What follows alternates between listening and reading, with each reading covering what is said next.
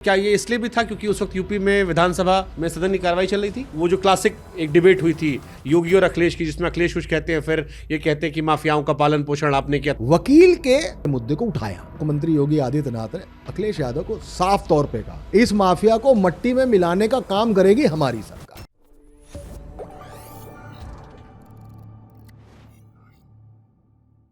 तो या तो यही जाहिर सी बात है कि पकड़े गए होंगे, उसके बाद उन्हें छोड़ा गया होगा। एक आदमी चाहिए ना बकरा जो वेयर अबाउट्स देगा, और बड़ा ये था।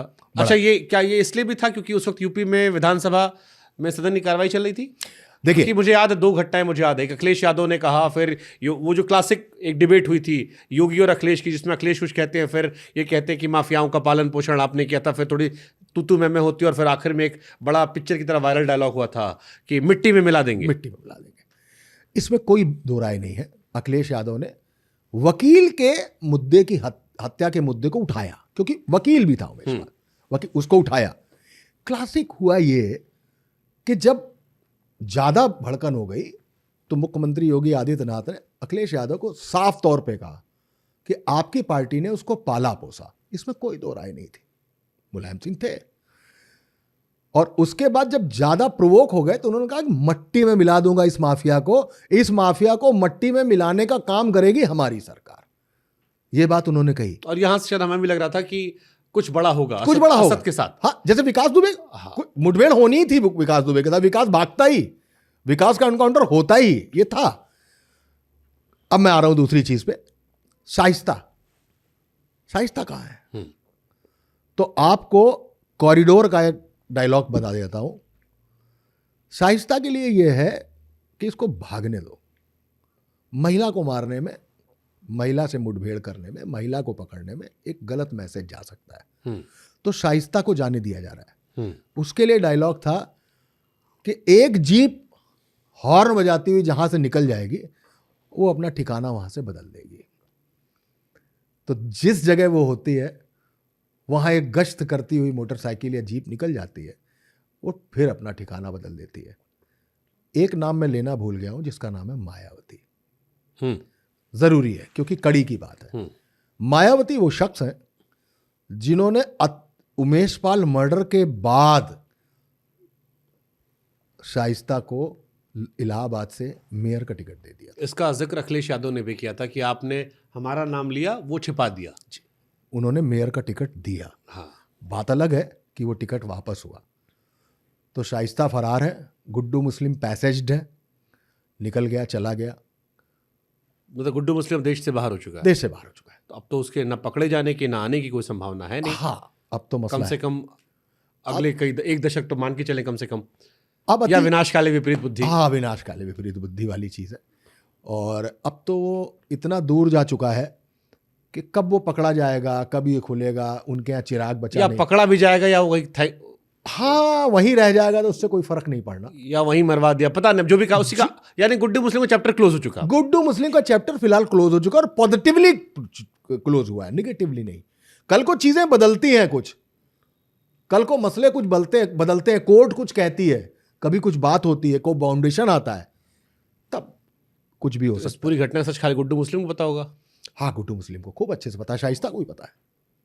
शाइस्ता कहाँ पर है अभी? वही छिपा रही हैं। शाइस्ता की लास्ट लोकेशन कौशाम्बी तक थी, उसके बाद वो कहाँ है भी पता नहीं चल रहा है। लास्ट लोकेशन कौशाम्बी थी। अच्छा, ये शुरू से डिसाइडेड था कि अतीक के साथ ऐसा होगा?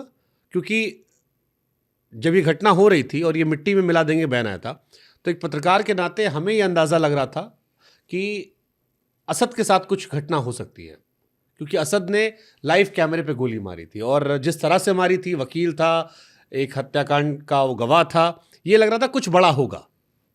ये आपको इंट्यूशन आ रहे थे ऐसे? बिल्कुल, सरकार के ट्रैक रिकॉर्ड को देखते हुए, या जो सामाजिक चर्चाएं चल रही थी। बिल्कुल। असद की घटना होती है, मुझे याद है सारे जर्नलिस्ट वहां गए थे झांसी, फिर सब झांसी थके हारे लौटे, और उसी रात ये घटना हुई थी।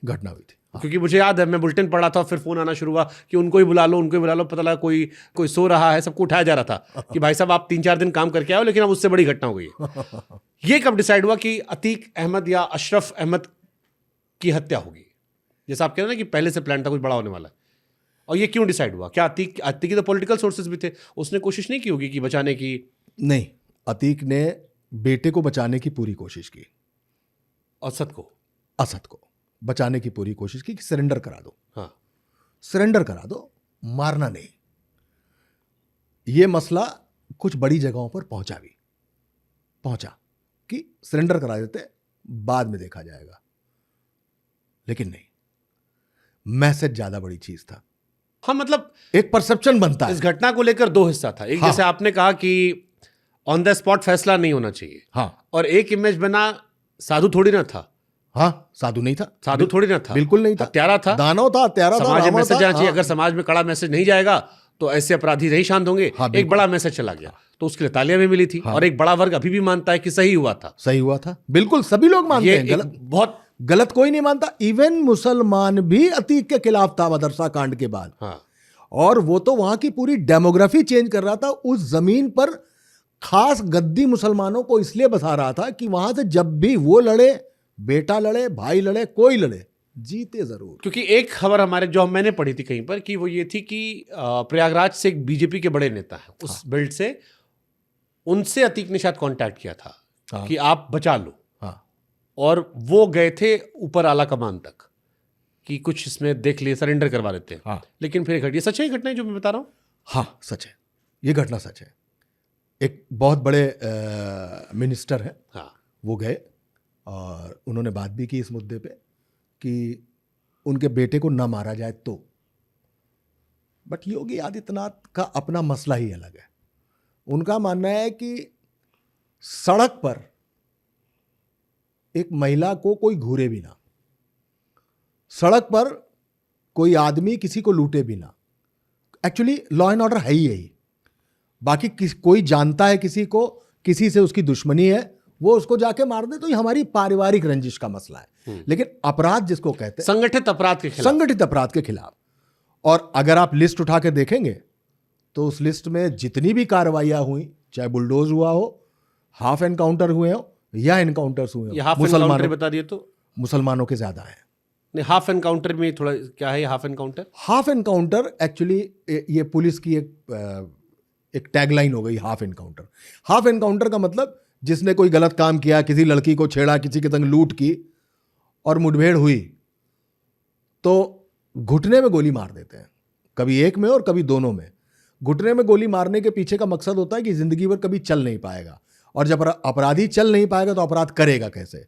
उसको हाफ एनकाउंटर की एक टर्मिनोलॉजी दी गई है यूपी पुलिस में, अखबारों में, टेलीविजन में, तो वो हाफ एनकाउंटर फेमस हो गया। आईपीएस और आईएएस भी हाफ एनकाउंटर की बात करते हैं कि हाँ त्रिपाठी जी, हाँ भैया एक हाफ एनकाउंटर हुआ है, तो वो हाफ एनकाउंटर होने लगा है, तो इसको हाफ एनकाउंटर बोलते हैं। तो हाँ, वास्तव में असद को बचाने की कोशिश की गई थी, लेकिन अतीक ने खुली धमकी दी थी। ओके, धमकी खुली दी थी कि अतीक जिंदा है, जिंदगी भर जेल में नहीं रहेंगे, जिस दिन जेल से छूट के आएंगे उस दिन सरकार को भी देख लेंगे और सरकार के बड़े नेताओं को भी देख लेंगे। यह धमकी बाकायदा फेस टाइम पे दी थी उसने। यह तो था, इसमें कोई दो राय नहीं। लेकिन इन तीन लड़कों की कहानी पकड़ेंगे तो ये तीन लड़के, मैं आऊंगा तो उधर आऊंगा पहले एक बड़े, हाँ उसी पे कह रहा हूं, हाँ, ये एक बड़े अपराधी को मार के सबसे बड़े अपराधी बनना चाहते थे, इन्होंने अतीक को मार लिया। नहीं, तो ये जो और लीगल कहानी अभी तक सिर्फ यही है कि इन्हीं तीन लड़कों ने जितेंद्र गोगी से सुपारी ली, असलाहा वहां से मिला, आके अतीक को इसलिए मार दिया कि बड़ा अपराधी बनना बड़ा था। अपराधी बनना था। लीगल कहानी अभी तक यही है। तो ये जो फेस टाइम वाली घटना बता रहे, ये सरकार में ऊपर धमकी दी गई थी? हाँ बिल्कुल, बाकायदा दी गई थी, बात हुई थी? हाँ, बात नहीं हुई थी, हाँ, स्पीक फोन पे सुना गया था। अच्छा, वो कहीं से रिकॉर्ड हुआ होगा, कहीं से रिकॉर्ड, किसी और के संवाद में ये रिकॉर्ड हुआ होगा कि अतीक ने ये कहा है कि अगर मेरा बेटा नहीं बचा तो देख लेंगे। नहीं, बेटा नहीं बचा, बेटा मर चुका था। अच्छा, कि हमारे बेटे को मारा है ना। हाँ, ये मत सोचना कि अतीक हमेशा जेल में रहेंगे। अतीक आएंगे, सरकारें भी बदलेंगी, लोग भी बदलेंगे, हाँ, ये तो और अतीक तब आके मैं देखेंगे। विजुलाइज कर सकता हूँ जैसे आप बता रहे हो मुझे आवाज में। हाँ, का सोचा था अतीक जिंदगी भर जेल में रही हैं।